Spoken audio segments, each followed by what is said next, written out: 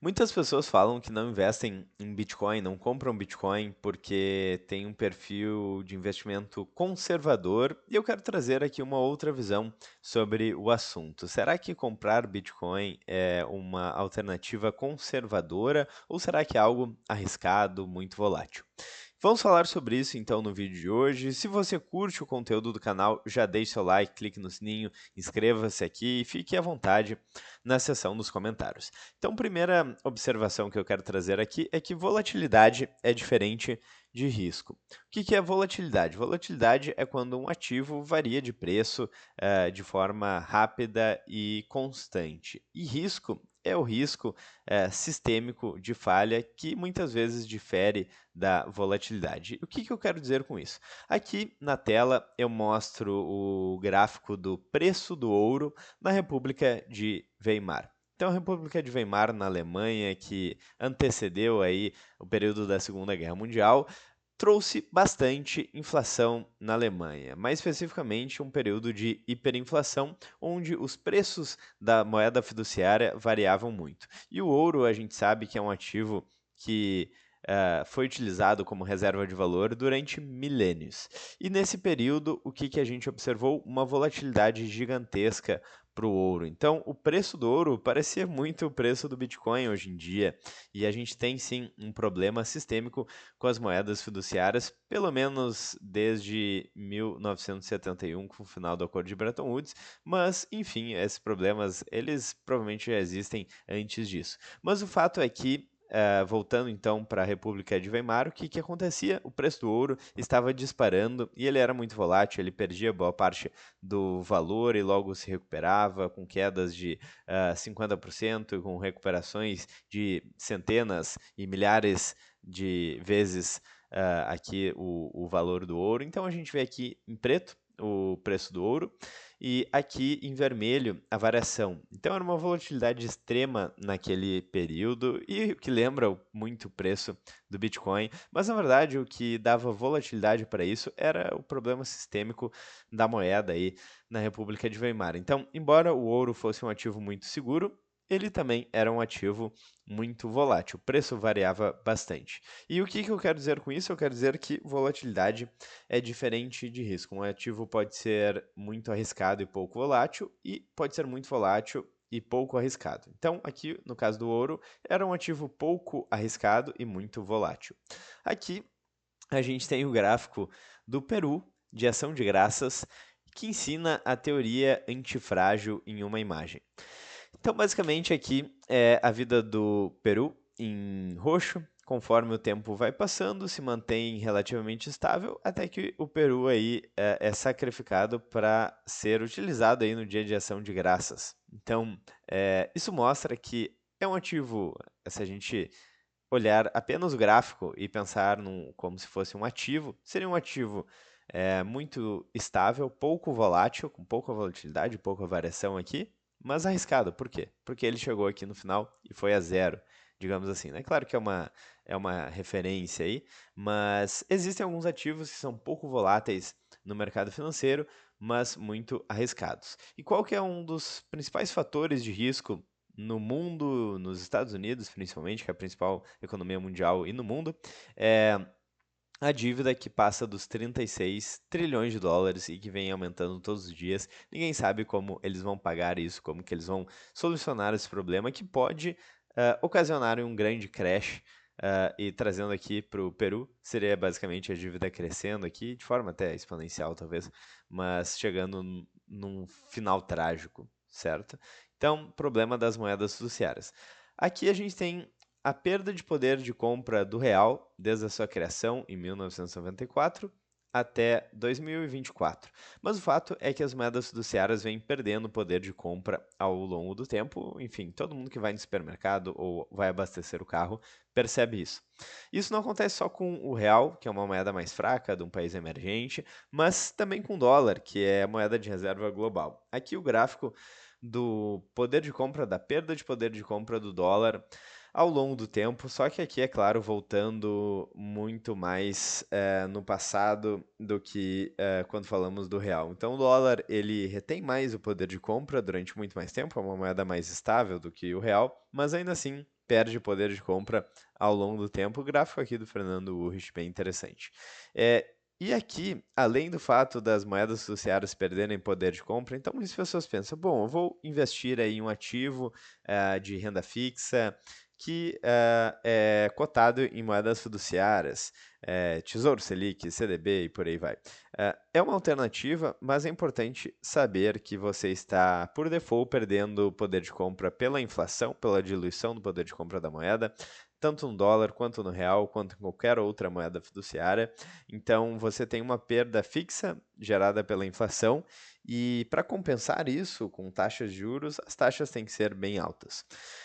Aqui a gente tem também um outro problema das moedas fiduciárias, que é o confisco, o bloqueio. Então, uma moeda que é emitida pelo governo é o famoso papelzinho colorido lastreado em honestidade de políticos. Então, a gente tem aqui o jornal que falava sobre o bloqueio da poupança aí feita pelo Collor. Então, político ou um grupo de políticos, burocratas, eventualmente decidiu congelar o dinheiro da poupança. E se você tem moedas fiduciárias, acha que você está fazendo um investimento conservador, você precisa estar ciente de todos esses riscos de uma dívida crescente que é feita basicamente no seu nome, você não necessariamente consente com isso, mas provavelmente vai pagar o preço por isso, a perda de poder de compra pela inflação, pela diluição da moeda, a expansão da base monetária, que por definição é a inflação do real, do dólar, do euro e de todas as outras moedas fiduciárias, bloqueio, confiscos, e por aí vai. Então, na verdade, é um risco muito grande. As pessoas acham que estão seguras,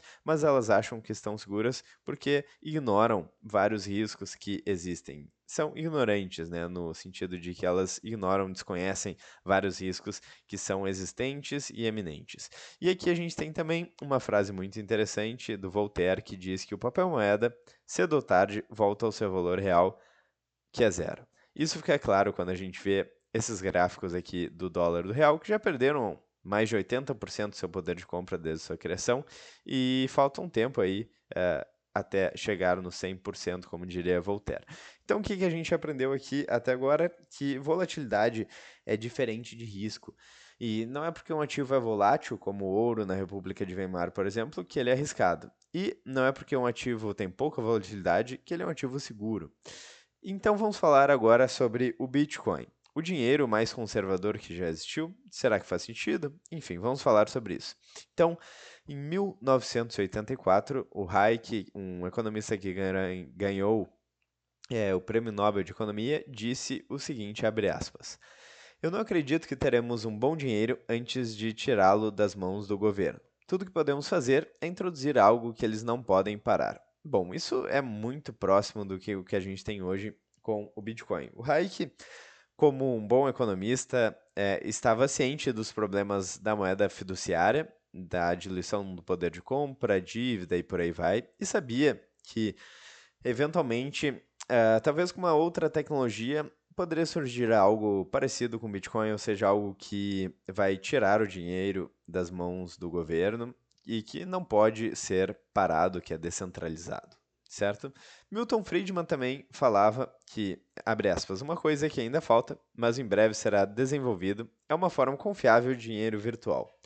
Um método na internet que você poderá transferir fundos de A a B sem que um precise conhecer o outro. Frase, então, do Milton Friedman. Ou seja, basicamente, bons economistas já entenderam o problema das moedas fiduciárias e entenderam que possivelmente uma tecnologia iria possibilitar a solução desse problema.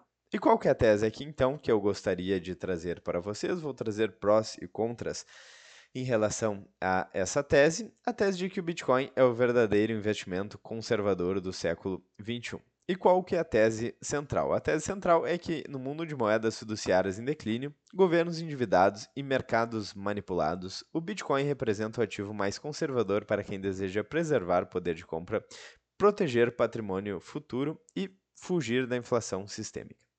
Como é que isso acontece então em 4 pontos?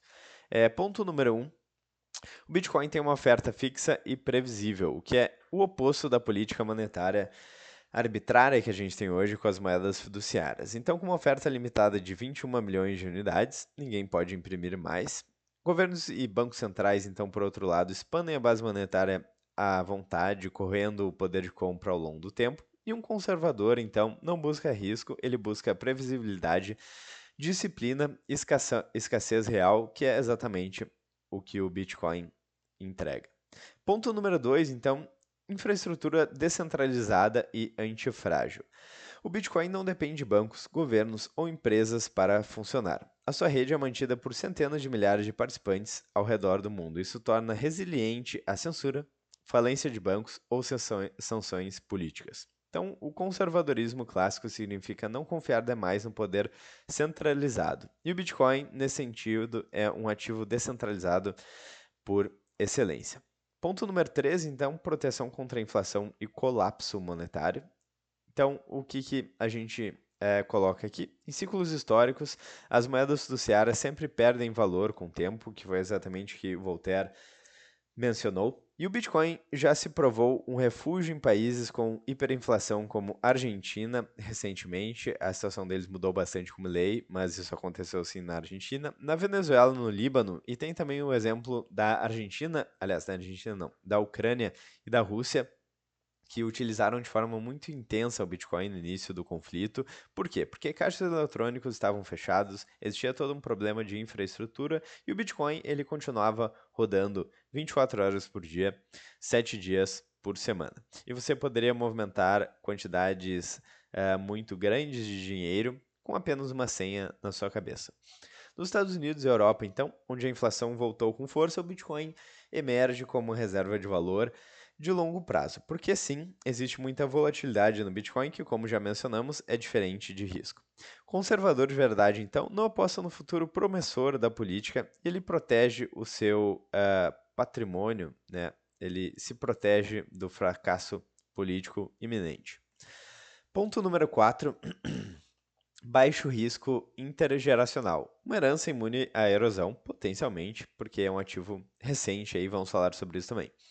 Então, Bitcoin é transmissível, imutável, transparente, pode ser herdado por filhos e netos sem risco de confisco, inflação ou desvalorização forçada, e diferente de títulos públicos, imóveis em zonas instáveis ou empresas suscetíveis a regulações futuras, um Bitcoin, um conservador aqui pensa em legado. E o Bitcoin pode ser uma forma segura de armazenar riqueza por gerações. Renato 38 aí falou já sobre várias formas de como pensar em herança, em transferência de patrimônio com Bitcoin e com tecnologia. Aqui, então, a gente tem o gráfico do dólar americano em relação ao Bitcoin. E parece a pior shitcoin do mundo. E é de fato uma shitcoin, é o dólar comparado com o Bitcoin. E a gente vê ele perdendo poder de compra aí ao longo dos anos de forma muito acentuada. O poder de compra despencando aqui do dólar. Geralmente a gente vê o preço do Bitcoin subindo muito, mas eu acho muito interessante ver que o dólar em relação ao Bitcoin já perdeu mais de 99% aí do seu poder de compra. É muito interessante esse gráfico. Invertido, né? Geralmente a gente vê Bitcoin em dólar, agora a gente está vendo dólar em Bitcoin. E aqui então, bom, beleza. Eu fiz esses pontos muito positivos em relação a essa tese, mas é importante lembrar de algumas coisas que eu quis trazer aqui. Então, mencionaram o efeito Linde, que é a ideia de que algo que já existe há mais tempo tem maior probabilidade de continuar existindo no futuro. Então, por exemplo, aqui, né, o princípio seria quanto mais tempo algo existe, maior sua expectativa de vida recente. A gente sabe que tem exemplos contrários, como a vida ali do Peru de Ação de Graças. E aqui a gente tem exemplos, né, obras de Shakespeare, publicações mensais, empresas que sobrevivem a ciclos econômicos, empresas antigas, né? Então, o efeito Linde pode ajudar a identificar ideias que são relevantes por mais tempo, filtrar ruídos. Basicamente, é o efeito do tempo, se provar no tempo, digamos assim. Mas aqui tem até uma observação, né? O efeito Linde não considera interrupções ou eventos de cisne negro. Então, o efeito Linde poderia ter previsto que a Nokia duraria durante muito mais tempo, mas a Apple revolucionou o mercado de celulares. Isso pode estar acontecendo em relação ao dinheiro com o Bitcoin.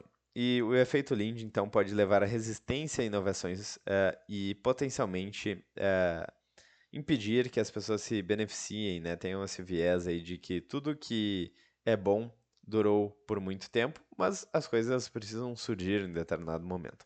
Mas enfim, é um ponto que eu resolvi trazer aqui, porque eu gosto de trazer os contrapontos, eu estou aberto aí às ideias, lembrando, nada disso é uma dica de investimentos e por aí vai, por isso que eu gosto de ouvir ideias novas, então fiquem à vontade na seção dos comentários para ver se o que estou falando faz sentido, certo?